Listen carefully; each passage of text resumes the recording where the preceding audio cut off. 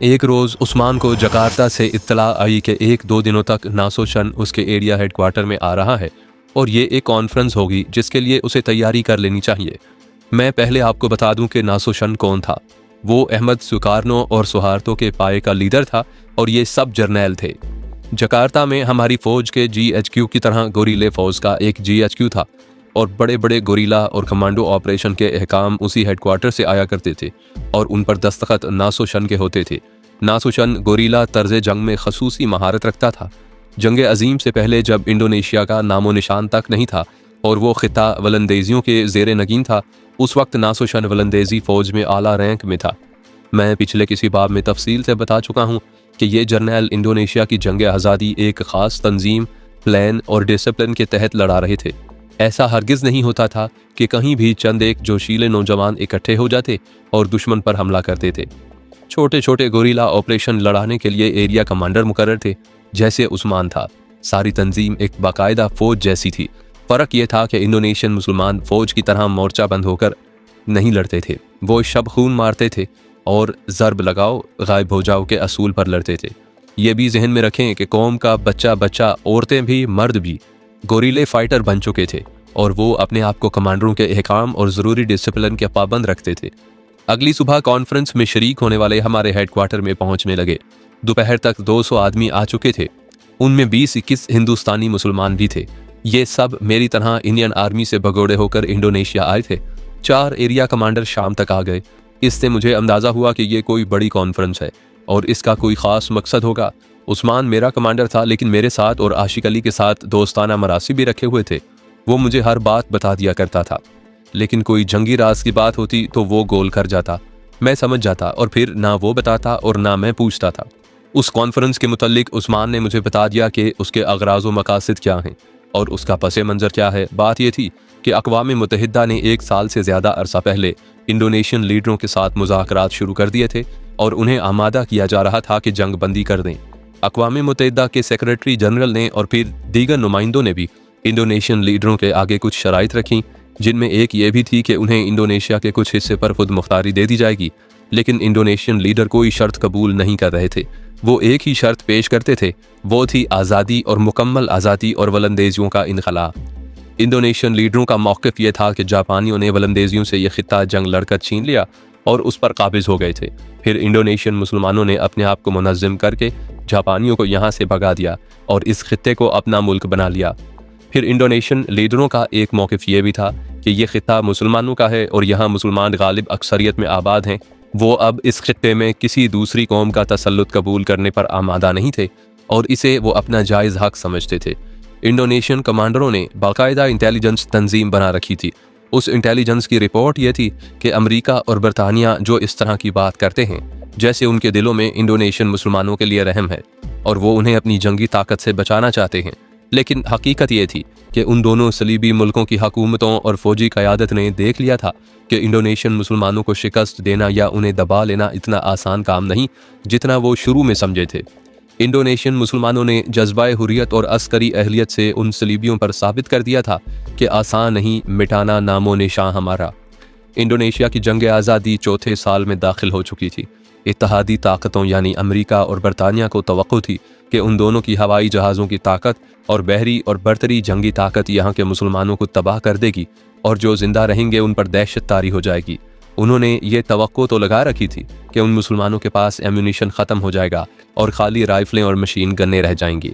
उनकी ये तवक्का बजा थी क्योंकि इंडोनेशियन हुर्रियत पसंदों के पास कोई एम्यूनिशन की फैक्ट्री नहीं थी, ना उन्हें किसी भी मुल्क से एम्यूनिशन मिलता था। इसके बावजूद उनके पास एम्यूनिशन ख़त्म होने के बजाय बढ़ता ही जा रहा था। ये सब अमेरिका और बरतानिया की फ़ौजों से छीना हुआ था। मैं पहले बता चुका हूँ कि गोरीलों के लिए ये हुक्म था कि वो एम्यूनिशन खुद हासिल करें और गोली उस वक्त चलाएं जब उन्हें यकीन हो कि गोली ज़ाया नहीं होगी। अंग्रेज़ों को एक मार और भी पड़ रही थी, वो ये कि अंग्रेज़ इंडियन आर्मी को भी इंडोनेशियन हुर्रियत पसंदों के ख़िलाफ़ लड़ा रहे थे और उनकी इंडियन आर्मी से मुसलमान 1-1, 2-2 करके भगोड़े हो रहे थे और इंडोनेशियन मुसलमानों के पास जा रहे थे। हिंदुस्तानी मुसलमानों का ये जज्बा रोज़ बरोज़ बढ़ता जा रहा था।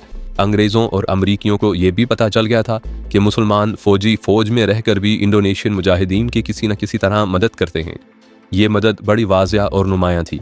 अंग्रेज देख रहे थे कि वो इंडोनेशियन गोरिल्लों के किसी ठिकाने पर हमला करने जाते हैं तो वो रास्ते ही में इंडोनेशियन मुजाहिदीन के घात में आकर मारे जाते हैं।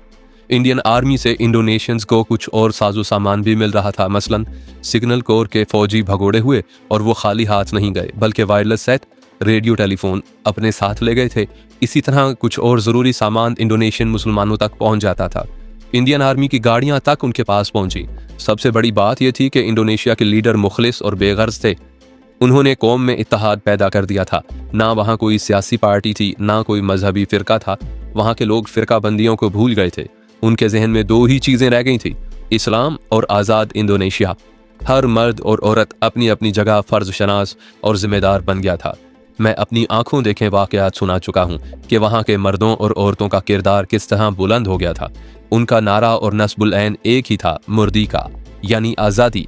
सलीबी इत्तेहादियों ने पूरी कोशिश की थी कि हुर्रियत पसंदों के इत्तेहाद को तोड़ा जाए और उनमें गिरोहबंदी या फ़िरकाबंदी पैदा की जाए। उन्होंने वलंदेजी और हिंदू औरतों के ज़रिए सबोताज के ड्रामे खेले थे, लेकिन नाकाम रहे। मैंने ये 2-3 वाक़यात आपको सुनाए हैं। मैंने पाकिस्तान का जिक्र नहीं किया क्योंकि मैं इसे ज़रूरी नहीं समझता था। ये बता देना ज़रूरी समझता हूँ कि हमें रेडियो के ज़रिए ख़बर मिल गई थी कि पाकिस्तान मार्ज़ वजूद में आ चुका है, और फिर कायदे आज़म के इंतकाल की खबर भी मिली थी। पाकिस्तान बनने की खबर आई थी तो हमारे इंडोनेशियन भाइयों ने हमें गले लगा लगा कर मुबारकबाद दी थी और बाज़ जगह जश्न भी मनाए गए थे। कायदे आज़म रहमतुल्लाह अलैह की वफ़ात की खबर आई तो उन्होंने हमारे साथ बैठकर आंसू भी बहाए और आहें भी भरी थी। पाकिस्तान के मार्ज़ वजूद में आने से हम हिंदुस्तानी मुसलमानों को एक तो ये खुशी हुई कि हम आज़ाद हो गए हैं और अब अंग्रेज़ के ग़ुलाम नहीं रहे। दूसरी खुशी ये कि हम इंडियन आर्मी के भगोड़े थे और कभी ये डर दिल में आ ही जाता था कि कभी अंग्रेज़ों के हाथ चढ़ गए तो वो कोर्ट मार्शल करके हमें सजाए कैद देगा। अब वो ख़तरा ख़त्म हो चुका था और हम कहते थे कि इस मुल्क को आज़ाद करवा के अपने आज़ाद मुल्क में वापस जाएंगे। मुख्तसर ये कि अब हम अंग्रेज़ की फ़ौज के भगोड़े नहीं रहे थे। पाकिस्तान के वजूद में आने से इंडोनेशियन मुसलमानों के हौसले बढ़ गए। उन्हें ये तासुर मिला कि आज़ादी हासिल की जा सकती है। तालीम याफ्ता इंडोनेशियन कहते थे कि एक मुसलमान मुल्क पाकिस्तान के नाम से वजूद आया है और ऐसा ही दूसरा आज़ाद मुसलमान मुल्क इंडोनेशिया होगा। हम बहुत कोशिश करते थे कि रेडियो पाकिस्तान की आवाज़ सुने, लेकिन पाकिस्तान का रेडियो इतना कमज़ोर था कि इतनी दूर तक अपनी आवाज़ नहीं पहुंचा सकता था। हमें मजबूरन ऑल इंडिया रेडियो सुनना पड़ता था। उसकी ट्रांसमिशन में इतनी ताकत थी कि इंडोनेशिया में साफ सुनाई देता था, लेकिन उसकी खबरें और तबसरे यकतरफा और पाकिस्तान के खिलाफ होते थे। सही खबर हम BBC और अमेरिका के रेडियो से सुना करते थे। उन नशरियाती इदारों की खबरों से हमें पता चलता था कि हिंदुओं और सिखों ने मुसलमानों का कत्लेआम किया, उन्हें लूटा, उनके घर नजर आतिश किए, उनकी बेटियां अगवा की और वहाँ के मुसलमानों को कत्ल कर दिया, और जो बचे वो पाकिस्तान को भाग गए। इन खबरों का रद्द-ए-अमल सोराबाया में जाहिर हुआ। इंडोनेशिया में जंग अजीम से पहले हिंदुओं की अच्छी खासी आबादी थी। ये सब ताजिर और दुकानदार थे। जापान ने हमला किया तो जिस तरह दूसरे लोग आबादियों से भागे उसी तरह हिंदू भी निकल भागे, लेकिन वो जा ही कहाँ सकते थे। वो अपने जेवरात और दौलत यानी रुपया पैसा अपने साथ लिए जंगलों में जा छुपे थे। कुछ तो जंगल की सऊबतें बर्दाश्त ना करते हुए मर गए और बाज़ जापानियों के हाथों मारे गए। फिर भी उनकी खासी तादाद सही और सलामत रही। जापानियों ने उन इलाकों पर कब्जा करके इंडोनेशियन मुसलमानों की हुकूमत कायम कर दी तो हिंदू फिर वापस आ गए और मंडी में कारोबार संभाल लिया। ये तो बड़ी ही अय्यार और मकार कौम है। उन्होंने देखा कि मुसलमानों की यहाँ हुकूमत बन गई है तो ये मुसलमानों के वफादार बन गए और खूब फ़ायदा उठाया। फ़ायदा ये कि कारोबार संभाल लिया। सोराबाया में हिंदुओं के 2 घर थे। पहले ज़्यादा थे, लेकिन जंग के दौरान उनमें से बहुत से दूसरे बड़े शहरों को चले गए थे। एक रोज़ खबर मिली कि उन दोनों हिंदुओं के घरों के तमाम अफराद को कत्ल कर दिया गया है। उनके घर और उनकी दुकानें लूट ली गई हैं और उनके मकानों पर मुसलमानों ने कब्जा कर लिया था। ये 2 पाकिस्तानियों की इंतकामी कार्रवाई थी। ये दोनों पाकिस्तानी मेरी तरह पहले हिंदुस्तानी फौजी थे और इंडियन आर्मी से भगोड़े हुए थे। उन्होंने मशरकी पंजाब में मुसलमानों के कत्लेआम की खबरें BBC और अमेरिकन रेडियो से सुनी थी। उन्हें पता चला कि शहर में 2 हिंदू फैमिलियां आबाद हैं। उन पाकिस्तानियों ने अपने चंद एक इंडोनेशियन दोस्तों को साथ लिया और उन दोनों फैमिलियों का बच्चा बच्चा कत्ल कर डाला। घरों को लूटा, कारोबारों को लूटा और इंतकाम ले लिया। उस्मान के हेडक्वार्टर में कॉन्फ्रेंस मुनक्किद हो रही थी जिसमें किसी बड़े ऑपरेशन का फैसला करना और प्लान बनाना था। अक़वाम मुत्तहिदा मुज़ाकरात के ज़रिए फायरबंदी कराने की बहुत कोशिश कर चुकी थी, लेकिन इंडोनेशियन लीडर सिवाय आज़ादी के कोई और बात सुनते ही नहीं थे। मुझे मज़ीद बातें मालूम हुई जो यूं थीं कि इंडोनेशियन इंटेलिजेंस की रिपोर्टों के मुताबिक सलीबी इत्तेहादी हार गए थे, लेकिन इस शिकस्त को अपनी जंगी ताकत से छुपाए हुए थे। उन इत्तेहादियों ने देख लिया था कि उनके फौजियों का मोराल बुरी तरह पस्त हो गया था। वजह यह थी कि यह जंग और ही किस्म की थी। इत्तेहादी फौजों ने जंग अजीम रेजिमेंटों और ब्रिगेडों की सूरत भी लड़ी थी और उन्हें तोपों और हवाई जहाज़ों की मदद हासिल थी, मगर इंडोनेशिया में वो इस तरह नहीं लड़ सकते थे। फौजी एक दूसरे को देखकर अपना हौसला और मोराल कायम रखते हैं, लेकिन उन फौजों के खिलाफ लड़ने वाले नजर ही ना आए तो ये कुछ और ही बात बन जाती है। बात ये बन जाती है कि कुछ पता ही नहीं होता कि कब कोई गोरीला या कमांडो पार्टी उन पर शब खून मारेगी और सोए हुए को गोली मारकर या ग्रेनेड फेंक कर गायब हो जाएगी। ये फौजें जब जंगल में गोरीलों के खिलाफ जाती थीं तो हर लम्हा हर फौजी पर मौत का खौफ तारी होता था कि ना जाने किस तरफ से एक गोली या एक ग्रेनेड आएगा और कई एक को मौत के घाट उतार देगा। घात का खतरा भी होता था। अमरीकी और अंग्रेज फौजी रात को खैमों में या बारकों में सोते थे तो भी उन पर खौफ तारी होता था कि दुश्मन की गोरीला पार्टी शब खून मारेगी और वो सोए हुए मौत के घाट उतार दिए जाएंगे। ये ऐसी सूरत हाल थी जिसने अमरीकियों और अंग्रेज़ों का मोराल मजरूह कर दिया। ये देख कर भी वो इस कोशिश में थे कि फायरबंदी हो जाए। ये तो आप और हम सब जानते हैं कि सलीबी इस कोशिश में थे कि एक और मुसलमान मुल्क वजूद में ना आए और यहाँ सलीबी हुकूमत कायम रहे जो मुसलमानों को दीनी और नजरियाती लिहाज से नाकारा कर दे। मुझे ये भी पता चल गया कि इस कॉन्फ्रेंस का मकसद ये है कि अमरीकियों और अंग्रेज़ी अफवाज पर ऐसे ज़ोरदार हमले किए जाएं कि उनका दमखम टूट जाए और फिर हमलों और शब खूनों का तसलसल कायम रखा जाए। मतलब ये था कि अक़वाम मुत्तहिदा को यकीन हो जाए कि इंडोनेशियन हुर्रियत पसंद इतनी ताकत रखते हैं कि वो उसकी हर शर्त को ठुकरा कर अपनी शर्त मनवा सकेंगे। कॉन्फ्रेंस में शरीक होने वाले इतने ज़्यादा अफराद को शहर में मुसलमानों के घरों में बतौर मेहमान ठहराया गया। ऐसे घराने भी थे जो 3-3 मेहमानों को अपने घरों में ले गए थे। कॉन्फ्रेंस अगले रोज़ शुरू होनी थी, लेकिन इसमें उन सब का शरीक होना ज़रूरी नहीं था। सिर्फ लीडरों ने इकट्ठे होकर बातचीत करनी थी। वो 200 आदमी जो मुसल्ला थे वो तजर्बाकार गोरीले थे। कॉन्फ्रेंस में हमला प्लान करके यहीं से उस पर अमल किया जाना था। अगली सुबह के 8 बज रहे थे। मैं और आशिक अली बाहर खड़े थे। हमें पता चला था कि नासोशन रात को आ गया है। हम उसे देखना चाहते थे। उस्मान ने बताया था कि वो हम दोनों को नासोशन से मिलवाएगा। उसने बताया कि नासोशन इंडियन आर्मी के भगोड़े मुसलमानों से मिलकर बहुत ज़्यादा खुश होता है और उनकी बहुत ही कदर करता है। उस गोरिल्ला पार्टी के 2 इंडियन आर्मी के मुसलमान बाहर आए जो पार्टी नासोशन से पहले यहाँ पहुंची थी। वो दोनों पंजाबी थे और हमारे साथ बातें करने लगे। एक दूसरे का तारुफ हुआ और इतने में एक हवाई जहाज़ की आवाज़ सुनाई दी। हम चारों ने उस तरफ देखा। दूर से एक लड़ाका हवाई जहाज़ नीची परवाज करता हमारी तरफ आ रहा था। हमारे सरों पर पहुंचकर हवाई जहाज़ उठा और कुछ आगे जाकर बाएं को मुड़ा। उसकी बुलंदी इतनी कम थी कि उसके परों के नीचे लगे हुए 2 बम हमें साफ नजर आए। ये एक इंजन वाला लड़ाका बमबार हवाई जहाज़ था। बाएं को मुड़कर वो फिर बाएं को मुड़ा। अब उसकी बुलंदी ज्यादा थी। उस बुलंदी से वो गोते में आया। मैंने उसके परों के नीचे से दोनों बम अलग होते देखे जो बड़ी तेजी से नीचे को आने लगे। हवाई जहाज़ वहीं से पुलअप करके हमारे ऊपर से गुजर गया। हम चारों फौजी थे। ट्रेनिंग के मुताबिक जूं ही हमने बम नीचे आते देखे, हम पलक झपकते पेट के बल जमीन पर गिरे और दोनों हाथ कानों पर रखकर दबा लिए। बम के धमाके से बचने का ये एक तरीका होता है कि जमीन पर पेट के बल लेट जाओ और कानों में उंगलियां ठूंस लो या कानों पर हाथ रख लो। हमें अभी ये मालूम नहीं था कि बम किस जगह गिरेंगे। एक तवक्को ये भी थी कि हमारे ऊपर गिरेंगे या हमारे बिल्कुल करीब। इतना शदीद और जोरदार धमाका हुआ कि कान हाथों से बंद रखने के बावजूद बिल्कुल ही बंद हो गए थे, जैसे उनके पर्दे फट गए हों। कानों में सां सां की आवाज़ें आने लगीं। ज़मीन इतने ज़ोर से हिली जैसे ज़मीन के नीचे से मुझे किसी ने धक्का दिया हो। ये 5 पाउंड के बम थे। फटने के बाद हमें उनके उड़ते हुए टुकड़ों के जन्नाटे और चीखें सुनाई दी और फिर मैंने यूं महसूस किया जैसे हवा के तूफानी झोंके ने हमें उस तरफ बड़ी ज़ोर से धकेला हो जिस तरफ बम गिरे थे। ये कैफियत चंद सेकंड रही और हम चारों जिस तरह गिरे थे उसी तरह अपने आप को बड़ी तेज़ी से उठाया और उस तरफ दौड़ पड़े जहां बम गिरे थे।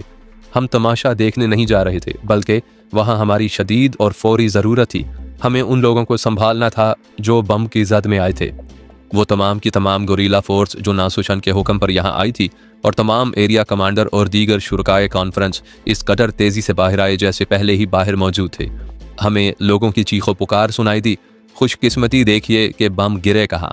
बारिश के पानी का एक खासा लंबा चौड़ा छप्पड़ था जिसमें किनारों तक पानी भरा हुआ था। दोनों बम उसमें गिरे और फटे थे।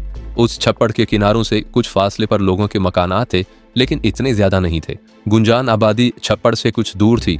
ये सारी आबादी सोराबाया के बाहर की तरफ थी। असल शहर जरा हटकर आबाद था। छप्पड़ के करीब जो चंद एक मकान थे वो झोंपड़े से थे और उनमें लकड़ी और बांसों के बने हुए भी 2 या 3 झोंपड़े थे। ये सब मलबे के ढेर बन गए थे, लेकिन जो अच्छे मकान उनसे हटकर थे वो बिल्कुल महफूज थे। मैं आपको बम फटने के असरात ज़रा समझाना ज़रूरी समझता हूँ। हवाई जहाज़ से गिराया बम जब ज़मीन से टकरा कर फटता है तो उसके धमाके की इस कदर ज़्यादा क़ुव्वत होती है कि हवा को बड़ी तेज़ी से पीछे को धकेलता है, इस हद तक कि जहाँ बम फटता है वहाँ खला बन जाता है, जिसे वैक्यूम कहते हैं। खला को अपनी फितरत के मुताबिक हवा इस कदर ज़्यादा तेज़ी से आकर पुर करती है जिस तेज़ी से राइफल से निकली हुई गोली जाती है। एक तो मकान बम के धमाके से उस वक्त गिरते हैं जब धमाका हवा को हर तरफ पीछे धकेलता है, लेकिन यही हवा इसके कदर तेज़ी से आती है कि खड़े मकानात भी गिर पड़ते हैं।